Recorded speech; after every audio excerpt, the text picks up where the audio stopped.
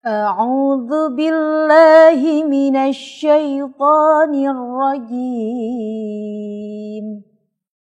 بسم الله الرحمن الرحيم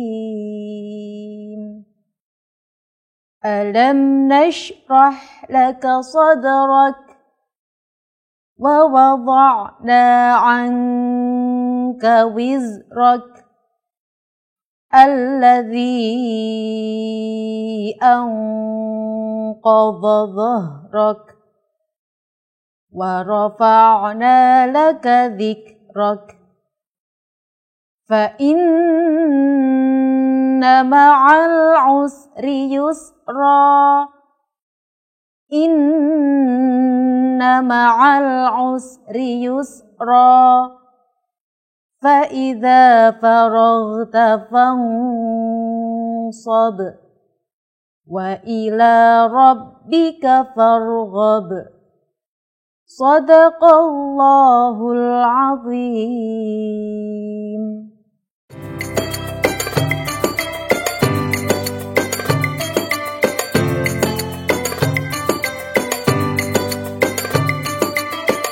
Assalamualaikum warahmatullahi wabarakatuh. A'udzubillahi minasyaitonirrajim. Bismillahirrahmanirrahim. Wa bihi nasta'in ala umurid dunya waddin. Wassalatu wassalamu ala asrafil anbiya'i wal mursalin sayyidina Muhammadin wa ala alihi wa ashabi ajmain. Amma ba'du. Bapak, Ibu, anak-anak dan pemirsa keluarga besar Min 1 Kota Madiun yang dirahmati oleh Allah. Pada kesempatan yang penuh dengan kebahagiaan ini, marilah kita mengucapkan puji syukur alhamdulillah kehadirat Allah Subhanahu wa taala atas limpahan beberapa nikmat, hidayah serta inayahnya kepada kita. Sehingga pada kesempatan ini kita masih bisa bersilaturahim meskipun lewat udara, dalam keadaan sehat walafiat. Dan kita masih diberi kesempatan sampai saat ini untuk bisa melaksanakan perintah-perintah Allah, di antaranya adalah ibadah bulan puasa. Sholawat serta salam mudah-mudahan tetap tercurahkan pada junjungan kita Nabi Agung Muhammad Sallallahu Alaihi Wasallam beserta keluarganya, para sahabatnya, dan para pengikutnya. Semoga kita semuanya akan mendapatkan syafaatnya di akhirat nanti. Bapak, Ibu, anak-anak dan pemirsa yang berbahagia, saat ini atau kesempatan kali ini tema kita adalah hikmah nuzulul Quran. Dalam setiap bulan Ramadan, kaum muslimin di seluruh dunia semuanya memperingati peristiwa sangat besar, yaitu nuzulul Quran. Nah, anak-anak, tentunya kalian masih ingat apa itu ya nuzulul Quran? Nuzulul Quran adalah peristiwa turunnya Al-Quran pertama. Nah, anak-anak, pada saat itu kehidupan masyarakat Arab sangat rusak. Melihat kehidupan masyarakat Arab yang setiap harinya minum minuman keras, berfoya-foya, judi, berkelahi, menyembah berhala, bahkan mengubur anak perempuannya hidup-hidup.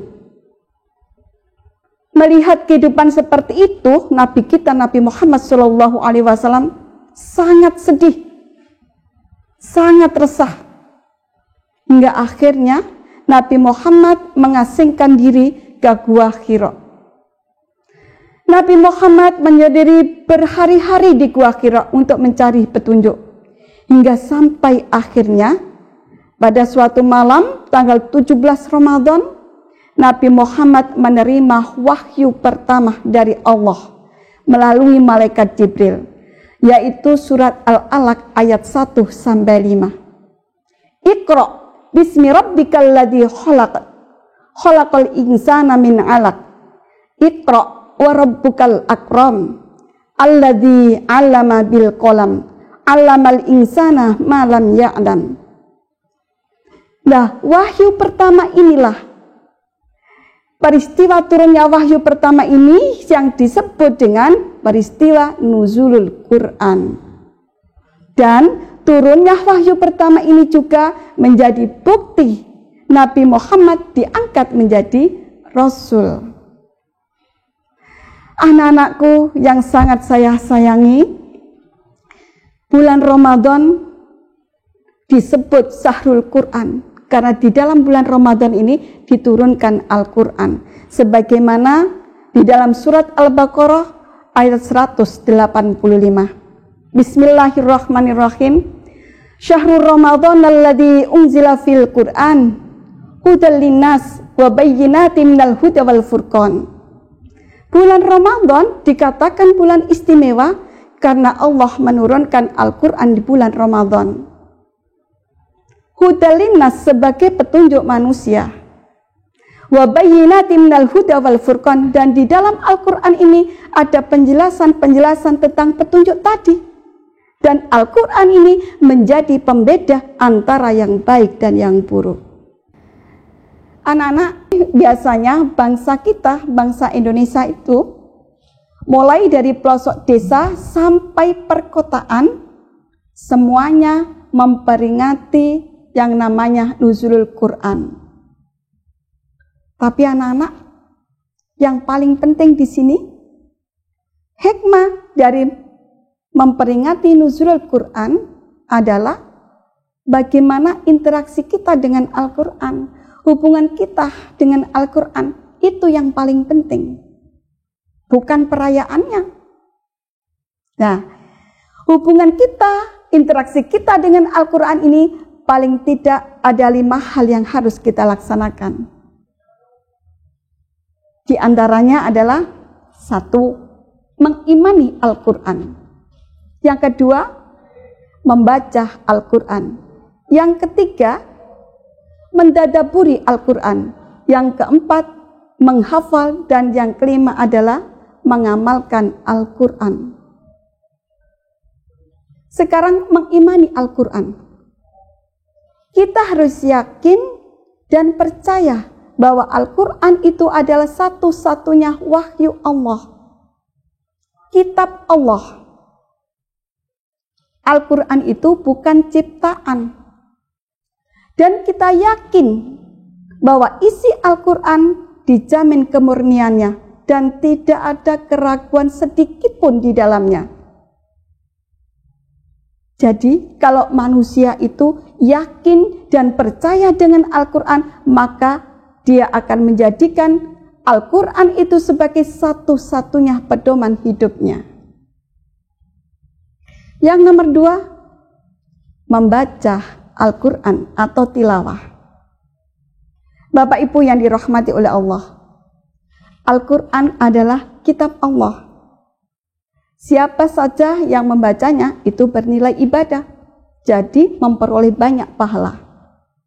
Di dalam hadis Rasulullah SAW yang diriwayatkan oleh At-Tirmidzi, yang artinya, barang siapa yang membaca 1 huruf Al-Quran, dia akan mendapatkan 1 kebaikan.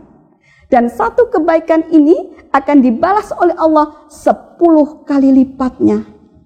Subhanallah anak-anak, membaca Al-Quran itu ternyata banyak sekali pahalanya. 1 huruf saja pahalanya 10. Coba kalau kita baca Bismillahirrahmanirrahim, itu ada berapa huruf? Itu PR untuk anak-anak ya. Kalian hitung ada berapa huruf, kemudian kalikan 10. Nah, itu baru membaca bismillah, pahalanya sudah segitu banyaknya. Apalagi kita membaca Al-Quran sampai 1 halaman, sampai 1 juz, sampai 1 Al-Quran di bulan Ramadan. Wah, pahalanya sungguh luar biasa anak-anak. Dan ini nanti Al-Quran dan puasa kita ini akan menjadi penolong kita di akhirat nanti. Bapak Ibu yang dirahmati oleh Allah, mumpung kita di bulan Ramadan, marilah kita jadikan membaca Al-Quran ini sebagai pembiasaan diri untuk diri kita, untuk keluarga kita, dan lebih-lebih untuk anak-anak kita. Kita biasakan setiap hari membaca Al-Quran di hadapan anak-anak kita. Setiap hari kita usahakan. Kalau anak-anak kita itu mendengar, melihat setiap hari dan berulang-ulang, maka pembiasaan ini akan masuk dalam pribadi anak kita. Mereka meniru, mencontoh apa yang panjenengan lakukan, apa yang bapak ibunya lakukan. Nah, jika pembiasaan membaca Al-Quran ini menjadi pembiasaan diri yang melekat pada pribadi anak, insya Allah dengan izin Allah, biidznillah, Al-Quran ini akan menyatu dengan anak, dan anak-anak kita akan menjadi generasi-generasi Qurani yang luar biasa. Generasi yang tidak hanya cerdas hati, tapi cerdas akhlaknya, cerdas akhlak pikirannya, sehingga nantinya anak-anak kita ini akan menjadi generasi-generasi penerus yang hebat dan bermartabat. Semoga anak-anak kita ini nantinya akan menjadi anak kebanggaan, anak yang soleh-solehah yang bisa membahagiakan kita di dunia wal akhirah. Yang ketiga, mendadaburi Al-Quran. Bapak Ibu yang dirahmati oleh Allah, selain kita membaca Al-Quran, kita juga merenungi, menghayati, membaca berulang-ulang artinya, sehingga kita faham maknanya. Kemudian kita tahu maksud-maksud yang ada di dalam Al-Quran, dan kita bisa mengambil pelajaran di dalamnya, kemudian kita menerapkan dalam kehidupan kita sehari-hari. Yang keempat adalah menghafal Al-Quran. Paling tidak ya, minimal kita hafal ayat-ayat pendek dan ayat-ayat pilihan, surat-surat pendek dan ayat-ayat pilihan. Itu minim Bapak Ibu ya. Sangat disayangkan apabila kita dan anak-anak kita itu menghafal atau bisa hafal dengan syair-syair lagu yang sangat panjang dan berbagai bahasa, tapi tidak hafal dengan surat An-Nas, Al-Falaq, Al-Ikhlas. Sangat rugi Bapak Ibu. Tapi saya bangga dengan anak-anak min 1 Kota Madiun yang baru saja menghatamkan hafidz Quran mulai juz 30, juz 29, juz 28, juz 27. Sungguh luar biasa. Ada 127 anak yang khatam hafidz Quran. Saya ucapkan selamat untuk anak-anak. Semoga kalian nanti menjadi anak-anak yang membahagiakan orang tua dan nanti bisa memberikan mahkota kepada kedua orang tua kalian di surga Allah nanti. Allahumma amin. Bapak Ibu yang dirahmati oleh Allah, yang kelima adalah mengamalkan Al-Quran. Anak-anakku, mulai dari kalian membaca, kalian berpuasa, berbakti pada orang tua, menghormati orang tua, itu adalah sebagian perintah yang ada di dalam Al-Quran. Jadi di sini apapun yang diperintahkan di dalam Al-Quran itu yang harus kita laksanakan. Terus yang dilarang di dalam Al-Quran seperti anak-anak main game terus-menerus sampai lupa sholat, sampai membatalkan puasa, durhaka kepada orang tua. Lah itu salah satunya yang dilarang di dalam Al-Quran. Itu yang harus kita tinggalkan. Anak-anakku, jadilah kalian menjadi anak-anak yang hebat, anak-anak yang membanggakan orang tua. Bapak Ibu yang dirahmati oleh Allah, mumpung di sini bulan Ramadan, kita jadikan bulan Ramadan ini sebagai ladang pahala untuk diri kita, untuk keluarga kita. Kita ajak mereka untuk memperbanyak ibadah, membaca Al-Quran yang sebanyak-banyaknya. Kita manfaat di bulan Ramadan ini, kita jadikan ladang. Karena Allah menurunkan banyak sekali pahala di bulan Ramadan ini bagi siapapun yang mau mencarinya. Bapak Ibu yang dirahmati oleh Allah, ini adalah bulan puasa tahun kedua dalam kondisi pandemi. Karena itu, marilah kita jadikan bulan puasa ini sebagai tempat untuk bermuhasabah diri, untuk memperbaiki diri, untuk bertaubat, mohon ampun kepada Allah. Karena di bulan puasa, di bulan Ramadan adalah bulan penuh ampunan. Semoga Allah mengampuni dosa-dosa yang pernah kita lakukan dan selalu memberikan petunjuk untuk kita. Dan kita jadikan Al-Quran sebagai satu-satunya pedoman hidup kita, supaya kita bisa hidup di dunia wal akhirat dalam lindungan Allah Subhanahu wa Ta'ala. Bapak Ibu yang dirahmati oleh Allah, kiranya sampai di sini apa yang bisa saya sampaikan. Mohon maaf atas segala khilaf, dan saya akhiri. Subhanakallahumma wa bihamdik, asyhadu an la ilaha illa anta, astaghfiruka wa atubu ilaik. Wassalamualaikum warahmatullahi wabarakatuh.